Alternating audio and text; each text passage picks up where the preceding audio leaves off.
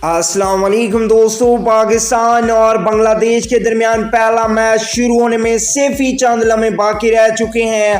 पाकिस्तान और बांग्लादेश की टीमें इस वक्त ग्राउंड में पहुंच चुकी हैं। आइए आपको आज के मैच के लिए जो अभी शुरू हो रहा है उसके लिए पाकिस्तान की प्लेइंग 11 बता देते हैं, लेकिन उससे पहले चैनल को सब्सक्राइब करके बेल आइकन जरूर इनेबल कर देनी है।